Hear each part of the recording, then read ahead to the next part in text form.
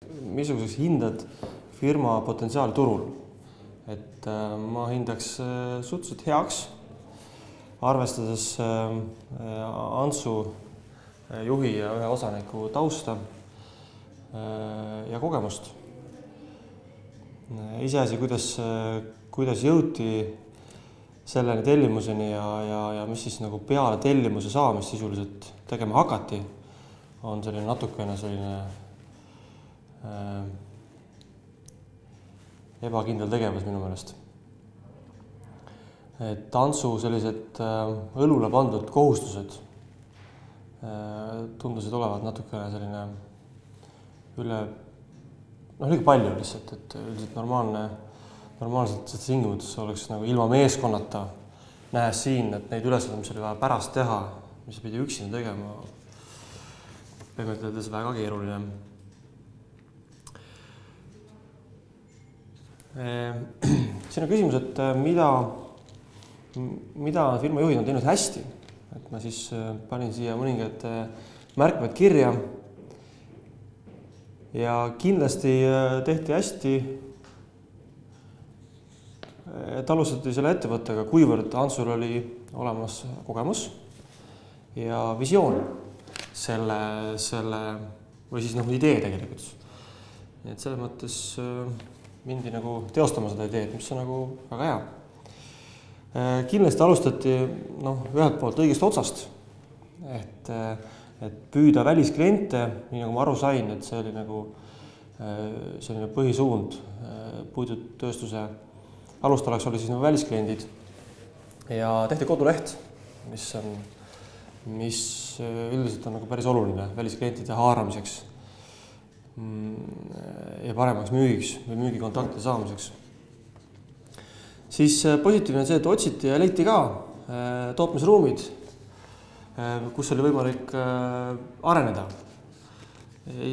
päris suurelt, aga isegi kas mitte liiga suurelt, et see number 5000 ruutmeetrit on natuke hirmutav, et tegelikkuses sellist tootmist üles ehitada ja käigus hoida, hooldada, kütta, seda on ikka jube kallis tegevus, mida selle 10 000 krooniga algkapitaliga kuidagi ei tee.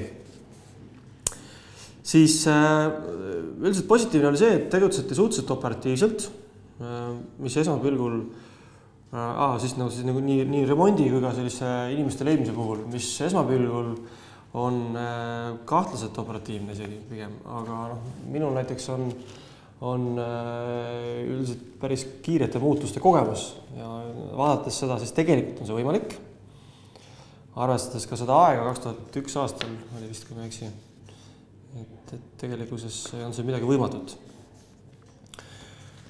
Mis siin halvasti oli, siis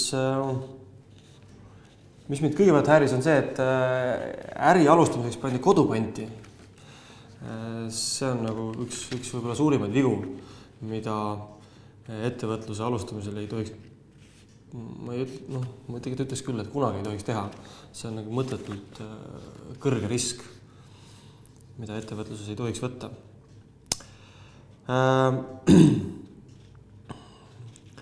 000 krooni sellise tootmisruumide renoveerimiseks tundub ikka kõvasti alla hinnatud, et see on mäletan, kui Wallenium oma tootmise lõi selle aastal 2000, siis sinna läks kõvasti rohkem raha ja see tootmine oli umbes 10 korda väiksem. Nii et ma arvan, et see oli väga mööda pandud investeering.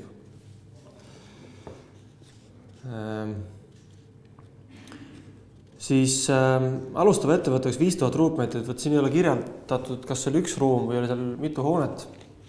On seda ikkagi väga palju, 5000 ruutmeetrit sellistes ruumides, isegi 2001 aastal, kus seadmed ei olnud nii arenenud ja tööjõud oli odavam, oli seda ikka väga palju. Et alustav ettevõtte jaoks väga palju, nii et selle kütmine ja korrashoid on väga kallis. Nii et kui siin jutu tuleb nendest käibevahendite nappusest, siis selle ees on ikka väga pikk miinus, kui vaadata need numbrid, mis siin toodud on. Ostati liisingu seadmed enne, kui ei teadnud, mida tootma hakata. Päris suur viga minu meelest. Et ja raha poole pealt nii palju, et kust võeti see sissemaks, kuivõrd oli 10 000 krooni, siis see kulus juba enne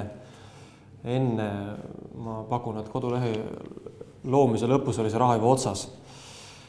Nii et see on selline kahtlane värk siin ja vaadates 400 000 investeeringut, vaadates seda nimekirja ja vaadates seda tootmisseadmete nimekirja ja vaadates seda numbrit, mille eest need seadmed ostati, siis need olid tõenäoliselt amortiseerunud seadmed, mis tähendab, et need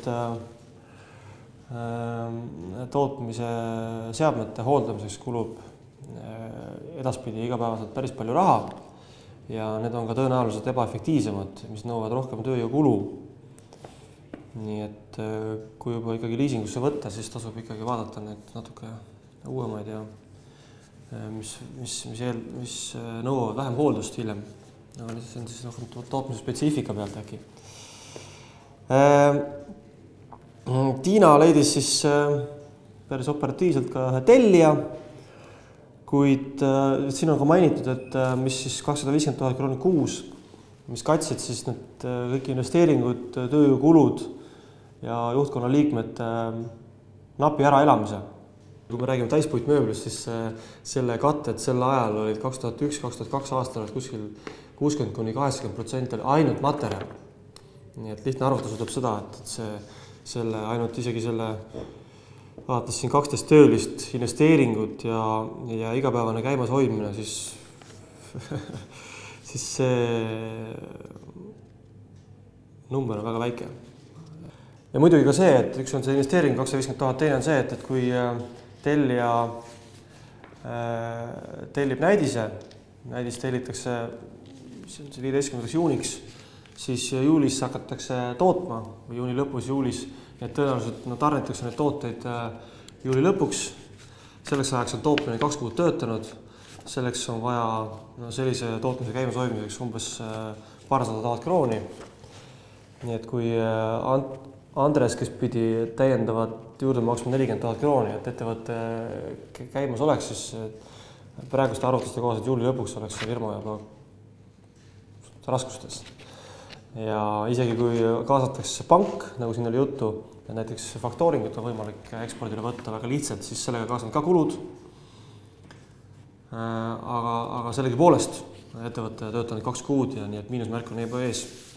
Kui oli jutt, et Ants peab hankima terade lihvijad 2-3 päeva järel vahetatakse terasid, mis on 1000 krooni tükk, mis on muidugi täitsa õige number. Oleme millest teradest räägime, aga põhimõtteliselt nüüd on.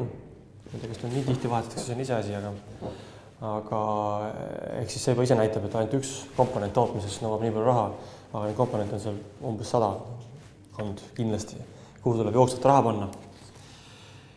Arvestades seda, siis Ants peaks olema üliinimene, et kui ta kõikide nende lõpus toodud tegevustega saab 6 aega hakkama, pluss selle 6 aega saadakse ka näidis valmis.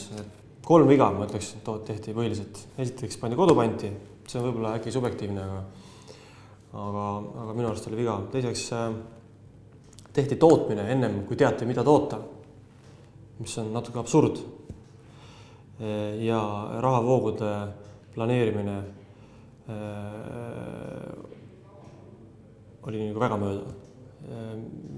Ja kuskilt ei lugenud välja, et äriplaan oleks olnud ja ma eeldan, et äriplaan ei olnudki, nii et mis tõttu selle rahastamisega pandi sellepärast puusse. Nii et äriplaan oleks võinud teha, härra Ants.